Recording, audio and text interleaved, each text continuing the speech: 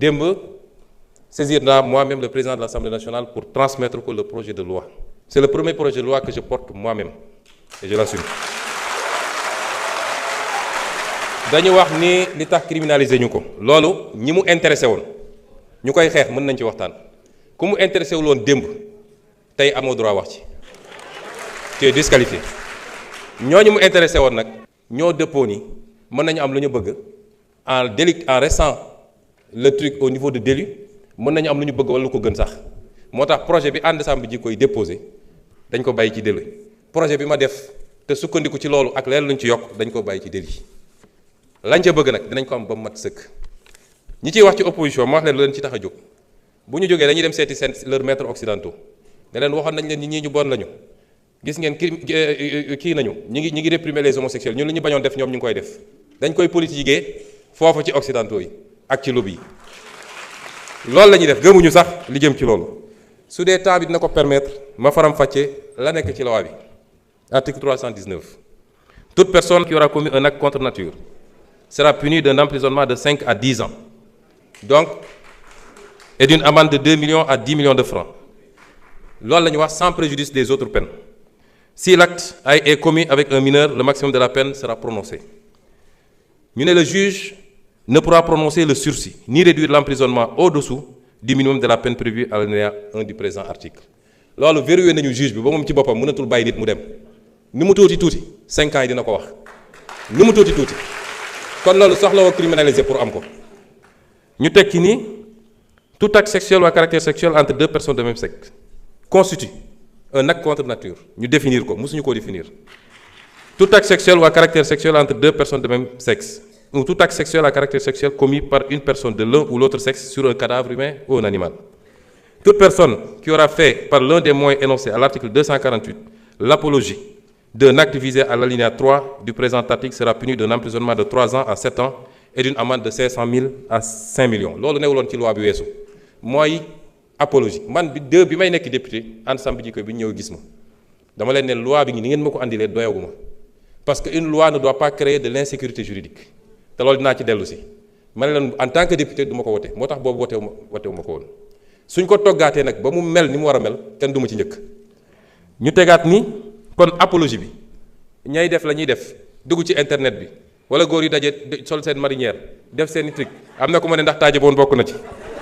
loolu la ñu wax ne loolu bokkatuñu. Ensuite ñu ne constitue l'apologie d'un acte contre nature toute représentation publique par la parole, l'écrit, l'image, le geste, le son ou par tout autre procédé quelconque tendant à promouvoir l'homosexualité, la bisexualité, la transsexualité, la zoophilie, la nécrophilie ou toute autre pratique assimilée. foofu dañu am na ñu jàpp ne dañoo def dugal ci ay détails homosexualité dafa ëmb lépp bu dee bu jigéen bi la ñuy wax lesbianisme bu dee bu góor ñu ne gay wala xam nga lan donc su ñu nee homosexualité yóbbu na loolu yépp ñu ne toute personne qui aura financé ou appuyé le financement mosu cee bokk parce que xam nañ ni li gën a aggraver affaire bi mooy xaalis bu bëri bi ci gars yi di distribuer ci la ñuy appatee xale yu bëri ba ñooñu mujj nekk nag ay habitués li ñu wax ci feebar bi beneen affaire la et yeneen loi ñoo ko criminaliser yeneen loi ñoo ko pénaliser kuy transmettre feebar volontairement am na yeneen loi yu ko pénaliser loolu du rek diggante ñi ñuy tuddee borom ñaari tur yi waaye diggante hétérosexuel sax nit mun na dem di transmettre volontairement moo xam góor la moo tax jigéen la moo tax il faut ñu détacher ko ñu ne donc toute personne qui aura financé ou appuyé par quelque moyen que ce soit une personne, un groupe ou une activité en vue de promouvoir ou de magnifier l'homosexualité, la bisexualité, la transsexualité, la zoophilie, la nécrophilie ou toute autre pratique assimilée sera punie des peines prévues à l'alinéa 5 du présent article. Toutefois, n'entrent pas dans le champ d'application du présent article les actes accomplis par les structures et organisations de santé dûment agréées dans le cadre des politiques de santé. loolu tam dafa am ñoo xam ne seen liggéey ci loolu la màcc ñooñu mënuñ leen boole ci loi bi may profité nag di wax ak nit ñi. li xew ci réew mi rafetul nekk di génne ay bulletins de santé jàmbur le statut sérologique des gens ñooñu léeg-léeg dañoo am njaboot seeni doom ñemeetuñu dem école ce qui se passe dans ce pays là est inadmissible instruction secret de l'instruction amatul diggante enquête bi parquet juge d'instruction tous les PV sont dans la rue kan moo jox nit sañ-sañ mu ne diw am na cancer wala am na sida wala am na lii et ça ana procureur dañu war a interpeller tout de suite ñu koy def c'est des familles qu'on est en train de détruire par l'irresponsabilité de quelqu'un boo xam ne peut-être moom la mais doomam il n'a pas demandé ça léegi bu demee école ñu ne kii papam moo dafa am sida est-ce que moom amul sida au nom de quoi on le fait ak ñi nga xam ne dañoo jàpp ni ñoom la yàlla wàcce pour ñoom ñu wax ci lii ñoom dong am na ci ñu jàmbaar macha allah am na ci ñu ëppal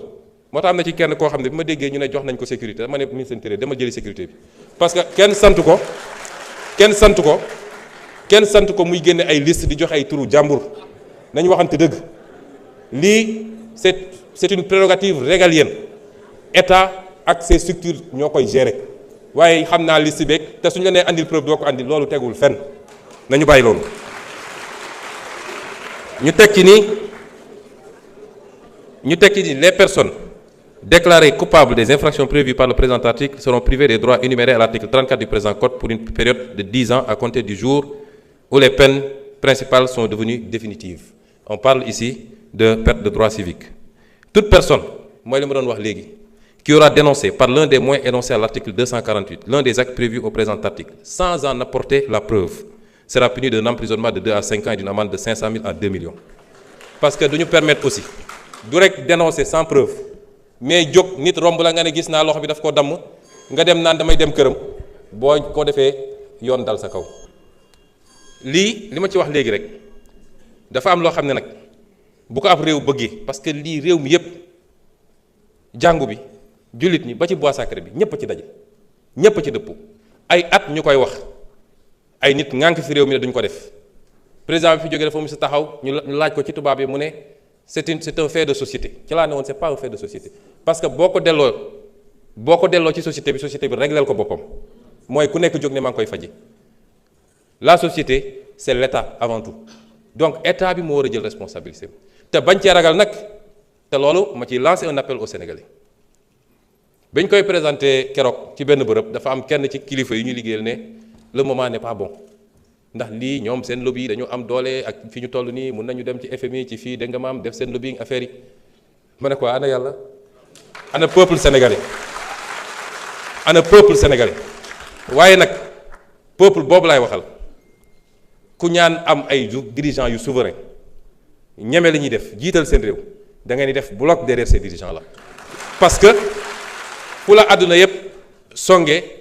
wala ñu joxoñ la sa réew bu takkoo sa gannaaw rek dara mënul am lu dul ndam rek kon ñu ngi leen di gërëm di leen sant